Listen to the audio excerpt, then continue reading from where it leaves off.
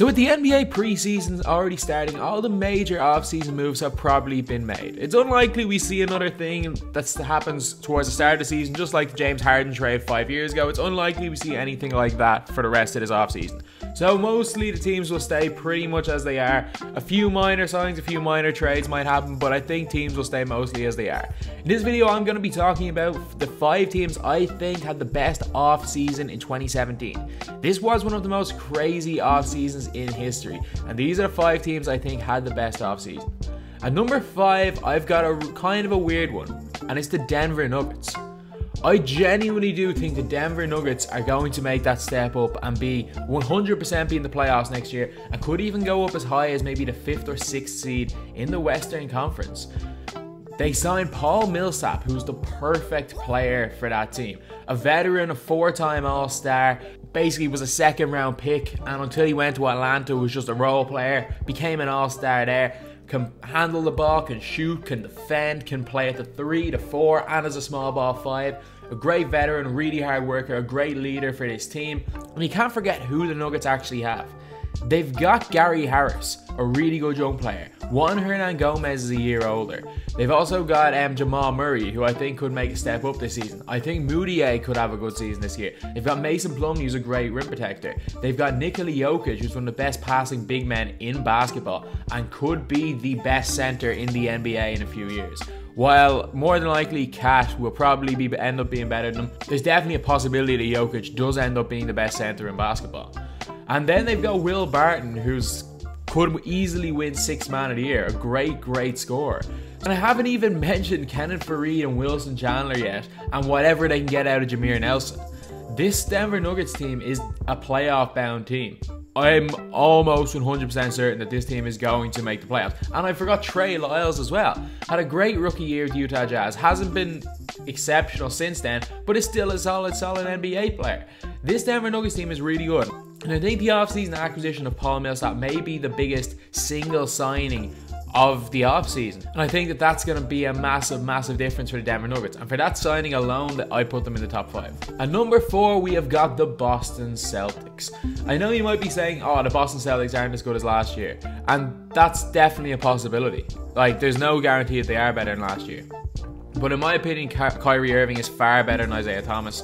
They got Jason Tatum in the draft, who's one of the most NBA-ready players that isn't 25 to 30 years old from Europe. They got Gordon Hayward, who's one of the best small forwards in basketball. Marcus Morris was a great return for Avery Bradley, and they still have Al Horford there. And they still have Marcus Smart and Jaylen Brown.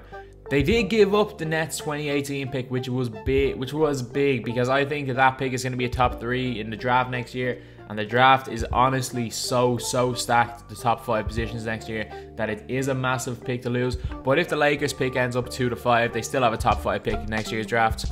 But a lot of people are talking about how the Celtics have a lack of depth.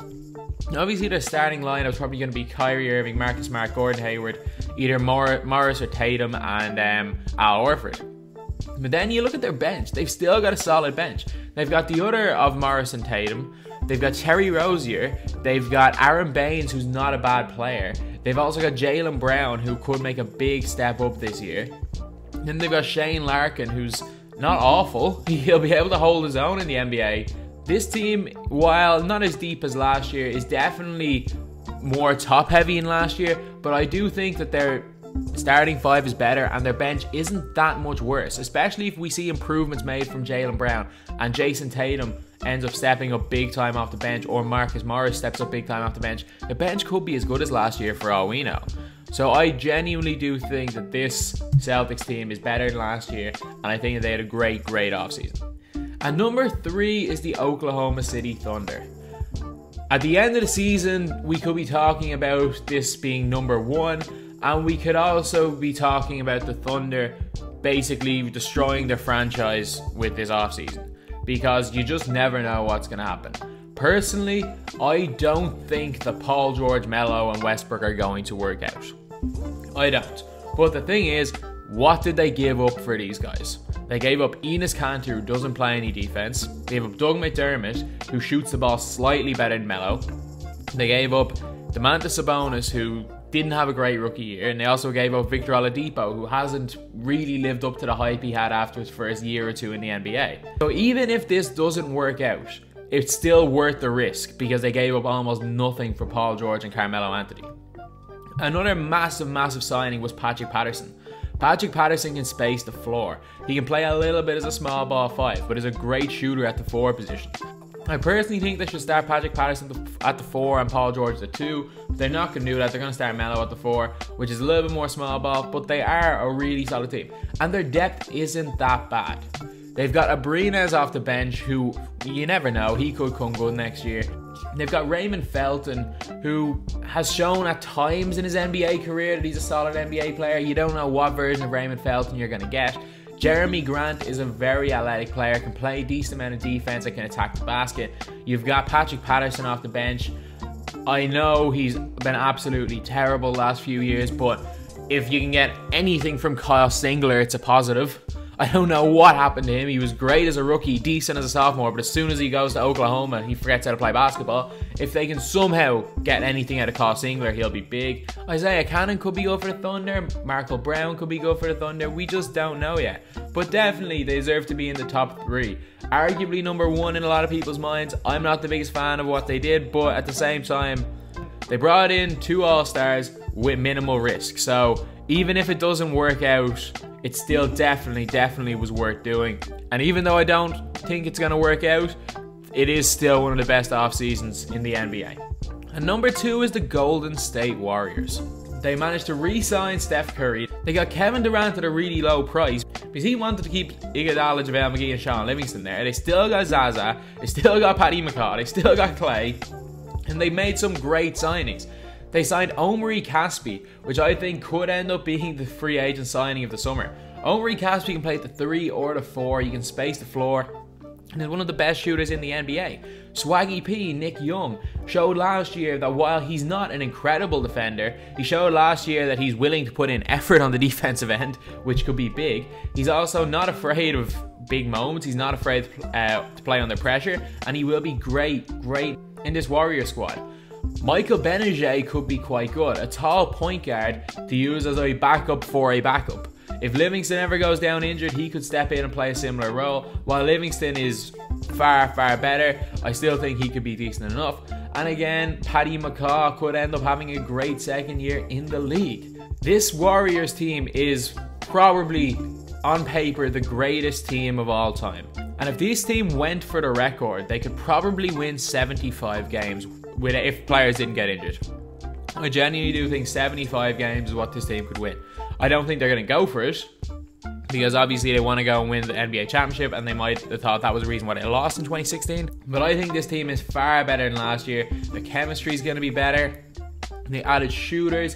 They kept their rim protection with McGee. They kept Zaza to just injure the other team's best player. This is the greatest team I've ever seen, and I think they had an unbelievable offseason this year. And number 1 is the Cleveland Cavaliers. The Cleveland Cavaliers had probably the best offseason of any team I have ever seen. And you might think I'm crazy, but that's just my opinion. They got the best possible haul for Kyrie Irving. They got Isaiah Thomas, who, even though he's injured, is probably just a slightly worse version of Kyrie in my opinion. They got Jay Crowder, who's one of the perfect players to play against the Warriors because he can guard Kevin Durant as well as anyone probably can. You've still got LeBron James there for at least this year. You got Derrick Rose on a vet's minimum contract. Derrick Rose averaged 18 points per game last year. And having him off the bench is going to be incredible. He's going to be the playmaker LeBron James wanted. And you've got 4 shooters around Derrick Rose. So he's going to be able to get to the basket with ease. Even though he doesn't have as quick a first step as he had before he got injured, he's still quick. So he's going to do really well. You've got Dwayne Wade, who's probably going to average about 12 points per game this year, but he's going to be the guy who ends every single game at the 2. Whether he starts or not, we don't know, but he will end every game at the 2. You've still got J.R. Smith, who, even though he's being overpaid, is still a great player. Same with Iman Shumpert. Iman Shumpert no longer has to play backup point guard, so he can just be a defender off the bench. You've got Cedi Osman, who's quite good, to be honest. Like, he's not going to be a Bogdan Bogdanovic and average 10 points a game, but he's a solid player from Europe. You still got Kyle Korver, you still got Kevin Love, Richard Jefferson somehow can still play. You've got Jose Calderon, who probably won't play much in the playoffs, but is a veteran point guard and can still shoot the ball. You still have Channing Frye, who's an expiring contract. You've got Jeff Green, who's one of the most underrated free agent signings of the summer. And they also have the 2018 Nets first round pick, which means they have a very good chance of trading for DeMarcus Cousins if the Pelicans don't work out, which I think they won't. You can trade Shump, Channing Frye, and a 2018 pick for DeMarcus Cousins. And if the Cavs decide they don't want to trade for DeMarcus Cousins and the Nets are really bad, you got the Nets pick, which is probably going to be top 5, meaning you have an opportunity to pick the perfect guy to make LeBron James want to stay in Cleveland. You can pick Luka Doncic. Like, he's not going to be a top 2 pick. No one's going to risk taking him with the top 2. But the Cleveland Cavaliers can get basically the next LeBron type player. He's not going to be a LeBron, but he's a LeBron type player in Luka Doncic. And if LeBron decides to stay, he's basically the perfect teammate for LeBron James as well. Before this offseason, people thought that the Cleveland Cavaliers were going to completely disband at the end of this year, that they weren't even going to be a playoffs team. And now if LeBron stays, they're probably going to be in the finals the next 3 or 4 years. They're getting slightly younger. And they've also got that Nets pick, which they can use to get DeMarcus Cousins to win now, or they can also use it to help improve the team in the future. So even if LeBron James goes, they're still a solid playoff team in the Eastern Conference, and who knows, might make an Eastern Conference Finals. So because of the fact that we all thought the Cleveland Cavaliers were doomed, considering that LeBron was more than likely going to leave, now even if LeBron leaves, well, they're not going to be in the finals every year, they're not going to be a contender, they still have a bright enough future. And it's not going to be like the last time LeBron James left, where they became the worst team in the NBA. So anyway, that's the video. Thanks for watching. Please like, comment, and subscribe.